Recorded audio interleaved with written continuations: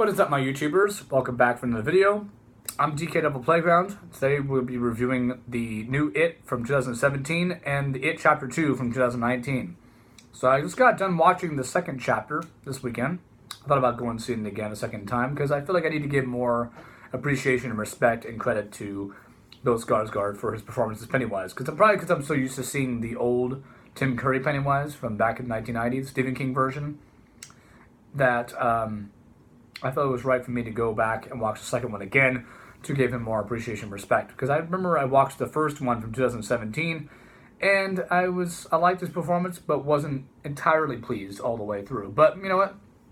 It's because, like I said, it's probably because I'm so used to seeing Tim Curry's version that it's hard for me to wrap my head around the new version and enjoy it and like it and find it creepy. So that's my fault. That's my bad. But anyway, I'm going to review the first It and the second It today. Those of you who have not seen the original miniseries from 1990, the Stephen King version, with Tim Curry playing as Pennywise, his original clown, then definitely check out that movie first before you watch the new one. I'm not going to say that it's going to explain anything in the new film by watching the old one. It's just nice to have a little bit of background check, a little bit more, get you more familiar with the characters and the difference between Tim Curry and Bill Skarsgård playing as Pennywise. So, just throwing it out there. You don't have to watch the old one if you don't want to. It's not going to add anything to the new story. It's just something just to check out. So, I remember watching the original It back when I was a little kid. It was scary as shit. A lot of my friends in high school that I grew up with nowadays, they were terrified by it. I was terrified more by Chucky, but Chucky is the reason why I got into horror in the first place. You can see I've got the Escape from New York t-shirt. It has nothing to do with horror. I'm just saying it's a classic film. Definitely check out Escape from New York, and definitely check out the old It from 1990. The old one was really good. The original It was really good. It has a lot of great effects for its time. Some of the effects during the second half of the original It were kind of cheesy, kind of like eh. But for the most part, I really liked the story behind the kid characters, the kid actors, and the adult actors in the original miniseries. So we get into the new one, and basically, it takes place in the 80s, whereas the old one took place in the 50s and 60s, I believe it was, and went flashbacks between the 50s and 60s to the 1990s. And the new film, it takes place only in the 80s. And it revolves around just the kids, and Henry Bowers and his gang, and Pennywise the Clown. Just the kids, that's it. I have to say, the original It, from what I remember correctly, it was great. It was phenomenal. The acting of the kids was great. There's some creepy, unsettling, uncomfortable scenes in the movie that really get you. Bill Skarsgård as Pennywise looks really creepy. I didn't really care for him at first when I first saw Bill Skarsgård as Pennywise. I was like, oh, this guy's not scary. I wasn't threatened by him. He didn't really scare me that much. But the more I look back at it, like I said, I want to give this guy more appreciation and respect he deserves that I gave him originally. And I just feel bad for not doing that originally. But I actually like Bill Skarsgård now than when I did back when I first saw the first It, the new one, I mean. So Bill Skarsgård, again, does a great job of being Pennywise. He's very creepy. Even when he doesn't talk, doesn't say anything, he's still very creepy. I actually think it works better that way when he doesn't talk at all. But that's just me. And I have to say, the kid actors were great. The way the movie was shot was great. The musical score was great. The way they filmed the movie was great. The jump scares, though, were a lot in this movie, and the new It could have been toned down a little bit. The CGI effects look really good for what it is, and it was just a great movie. Overall, just a great story, and the first one is really solid. Definitely a movie you should check out if you liked the old It. Even if you haven't seen the old It, definitely check out this movie anyway. So It Chapter 2 is supposed to be 27 years later, and it mostly focuses on more the adults than the kids. It kind of does a flashback kind of thing in the second chapter versus the first chapter of the new one. And I love I guess they had to de-age the kids in the second chapter because, it's been 2 years since the first film. Obviously, they had to make them look, like they were in the first film.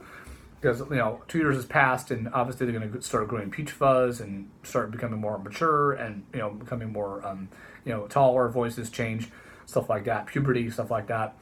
So they had to de-age them. I honestly didn't notice anything at the time when I was watching It Chapter 2, so it really was not that distracting to me, but apparently if those of you who were distracted by it, I'm sorry about that. But anyway, the movie in the second one is really also really good as well. It's not as good as the first chapter of the new It, but it definitely has a lot of good things I will say about it that I want to find. When I do reviews for stuff, I want to find the good things in the films, not so much the bad. because nobody wants to sit here and hear somebody complain about a movie the entire time of 5 to 8 to 12, 15, 25 minutes, hour and minute.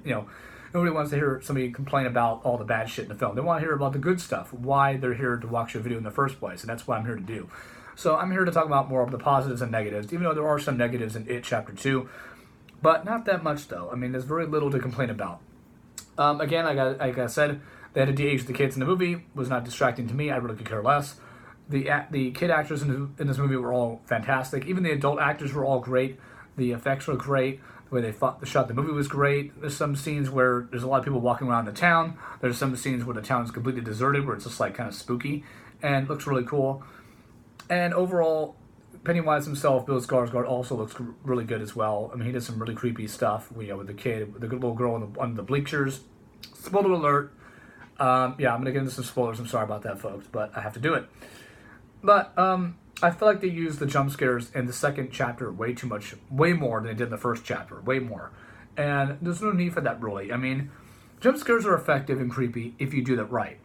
If, for example, films that have done jump scares correctly are films like Insidious and The Conjuring. Those are some truly scary films with some very effective, efficient, very scary, smart, stylish jump scares. In this film, in the new It and It Chapter 2, it feels very much like every other horror film that comes out, where it's like just a bunch of cats running by, or somebody opening a door, or popping behind somebody going like, bah! But it's not scary, though, if you're used to seeing that over and over again. It kind of gets old. It's like, okay, let's do something different here. Show me something scary that I have not seen before. Or maybe do something more old school where there's no jump scares at all, where it's just like the old one, how it was not about the jump scares. It was just the clown being creepy behind bushes or messing with you. The way he would do things was very creepy. In this film, in the new It, I feel like they relied too much on the jump scares to make it effective, make it scary, versus doing it old school and stylish like it used to be in the old days, where it wasn't about CGI effects. Even though they do look really good in this film, I'm not going to complain about that.